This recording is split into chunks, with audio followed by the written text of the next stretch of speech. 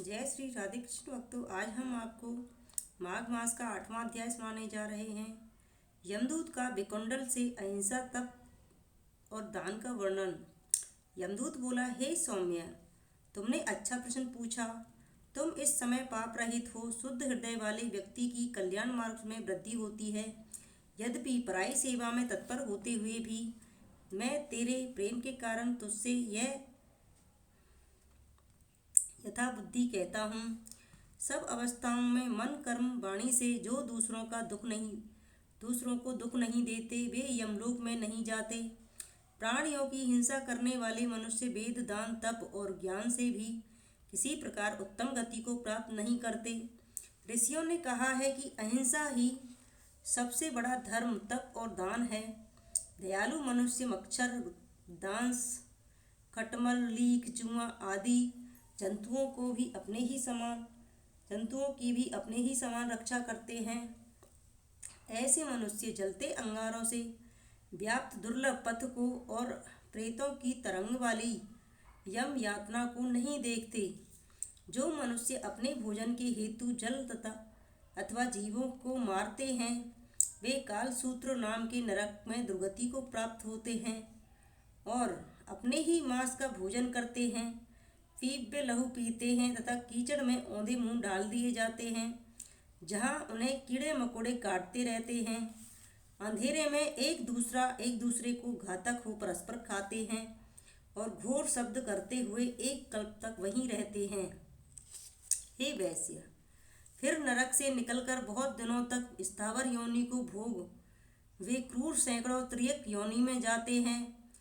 फिर प्राणियों के हिंसक व्यक्ति जन्मांध, दरिद्री, काने, कुबड़े, लंगड़े और अंगहीन का जन्म पाते हैं। इसलिए हे वैश्य, दोनों लोकों में सुख चाहने वाले मनुष्यों को मन, क्रम, वाणी से दूसरे से कभी द्रोह नहीं करना चाहिए। हिंसक लोगों को दोनों लोक में सुख नहीं मिलता। जो किसी प्राणी की हत्या नहीं करते, उनको कहीं भी डर नहीं रहता। जिस प्रकार सीधी और टेढ़ी बहने वाली नदियाँ समुद्र में जाकर मिल जाती हैं, उसी तरह से सभी धर्म दृढ़ रूप से अहिंसा में प्रवेश करते हैं। हे वैश्य श्रेष्ठ, जो प्राणियों को अभय दान देता है, वह सब तीर्थों में स्नान कर लेने और सब यज्ञों में दीक्षा पाने का फल प्राप्त कर लेता है। हे वैश्य, जो लोग अपने अपने वर्णानुसार शास्त्रोक्त धर्म का पालन करते हैं, वे यमलोक में नहीं जाते। ब्रह्मचारी, गृहस्थ, वानप्रस्थ और सन्यासी सभी अपने अपने धर्म में विलीन होकर स्वर्ग में निवास करते हैं। जो इष्टापुरत जलाशय आदि बनवाते हैं, नित्य पंच यज्ञ करते हैं तथा सदैव दया करते हैं, वे यमलोक में नहीं जाते। जो ब्रह्मचारी हैं, वेदपाठी हैं और नित्य अग्निहोत्र करते हैं, वे स्वर्गगामी होते हैं। दीन वचन नहीं बोलने वाले सूरवीर जो संग्राम में, लड़ाई में मरते हैं, वे सूर्यलोक होकर स्वर्ग में जाते हैं।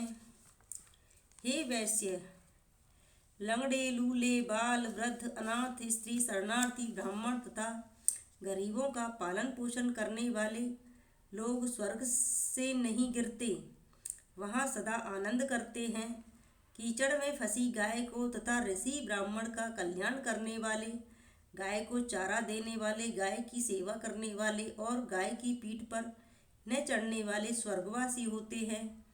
जहाँ गाय जल पीती हो, वहाँ जल की हौदी बनवाने वाले तथा बावली, कुआं, तालाब, प्याऊ आदि बनवाने वाले, जिनमें जलचर और थलचर प्राणी इच्छापूर्वक जल पीते हैं, उनसे उनका असीमित धर्म बढ़ता है और वे बिना यमलोक के देखे अक्षय स्वर्ग को पाते हैं, क्योंकि जल ही सबका प्राणदान है। पीपल, नीम और बरगद के एक एक कैथ बेल, आंवले के 3-3, आम के 5 तथा इमली के 10 पेड़ जो लगवाते हैं, उनको नरक नहीं मिलता। 10 कुपुत्रों की अपेक्षा 5 वृक्ष श्रेष्ठ हैं, क्योंकि वे पुत्र रूपी वृक्ष अपने पत्ते, फल, फूल और मूल से पितरों की तृप्ति करते हैं।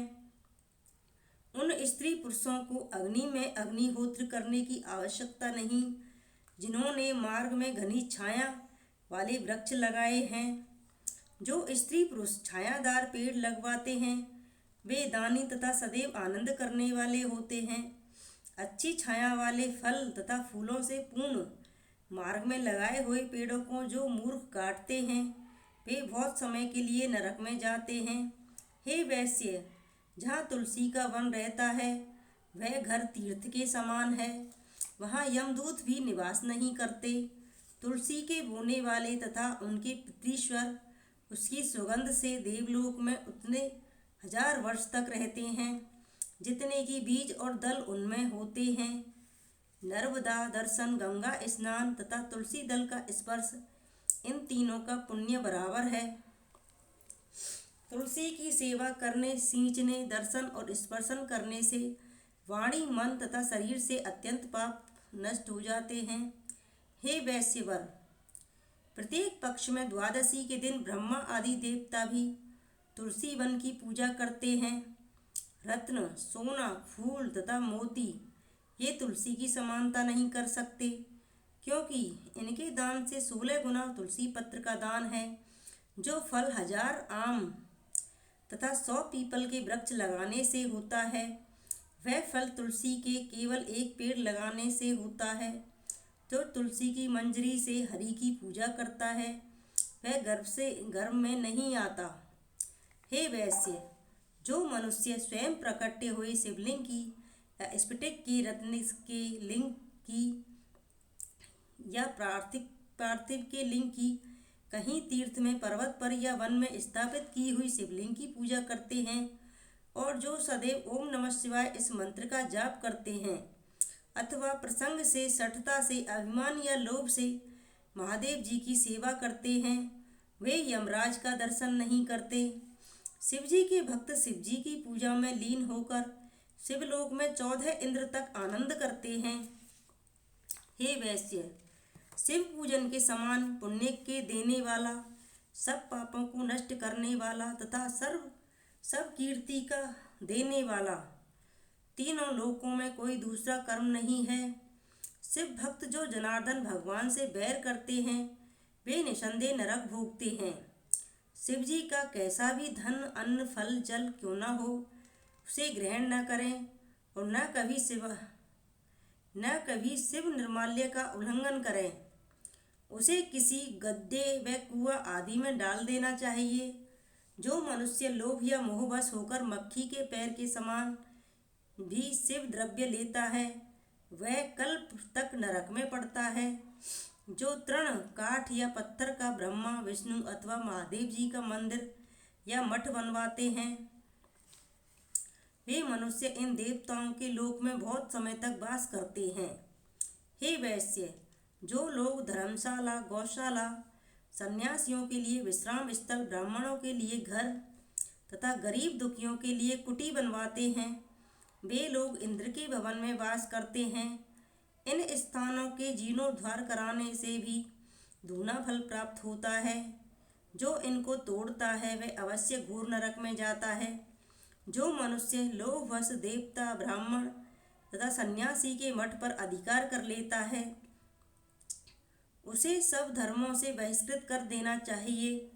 जो मठ के पत्र, पुष्प, फल, अन्न आदि द्रव्य का भक्षण करता है उसके पुत्र, कुल और बंधु बांधव 21 नरक भोगते हैं। सूर्य, चंडिका, विष्णु, गणेश आदि देवता का द्रव्य भक्षण न करें। मठाधीशों के अन्न का भोजन आदि भी नहीं करना चाहिए। यदि भोजन करता है तो चंद्रायन व्रत करे। मठाधिकारी को स्पर्श करने पर वस्त्र सहित जल में गोता लगाए। ब्रह्मा, विष्णु तथा शिव की पूजा के लिए जो बगीचा आदि लगवाते हैं वे देवलोक में वास करते हैं। जो मनुष्य सदैव पिता, माता, देवता और अतिथियों की सेवा करते हैं वे प्रजापति के उत्तम लोक को जाते हैं। इस प्रकार माघ मास का 8वां अध्याय समाप्त हुआ। जय श्री राधे कृष्ण भक्तों।